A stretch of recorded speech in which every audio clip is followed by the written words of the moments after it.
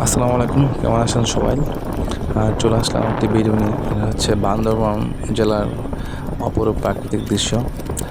দৃশ্যটি দেখতে পাচ্ছেন, এটা হচ্ছে বান্দরবান এর একটি গুরুত্বপূর্ণ পর্যটন কেন্দ্র, মানে ডিম পাহাড়, যেখানে মানুষ সবাই ঘুরতে আসে। ডিম পাহাড় থেকে যখন থানচির দিকে যাবেন, এটা হচ্ছে সে এলাকা। এখানে পাহাড়গুলো একবারে মেঘে ঢেকে ঢেকে গেছে। আর যে পাহাড়টি ডিম পাহাড়, এটা হচ্ছে মানে গোলাকৃতির জন্য ডিম পাহাড় বলা হয়। এখান থেকে আশেপাশের সব পাহাড় ছোট এবং সব পাহাড় দেখেন মেঘে ঢেকে গেছে।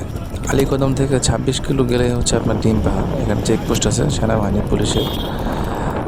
থানচির আগে মানে মোট কথা ডিম পাহাড় থেকে থানচি যাওয়ার পথে এই দৃশ্যটা আপনি দেখতে পাবেন। আর যেটা হচ্ছে বলার মতো না, মানে চোখে দেখলে মানে মনটা আসলে ভরে যাবে।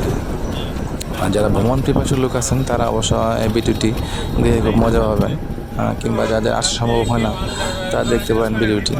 যদি দেখে থাকেন তারা অবশ্যই ভালো লাগবে। যদি ভিডিওটি দেখে ভালো লাগে অবশ্যই লাইক দিবেন, আমার চ্যানেলটি সাবস্ক্রাইব করে দেবেন।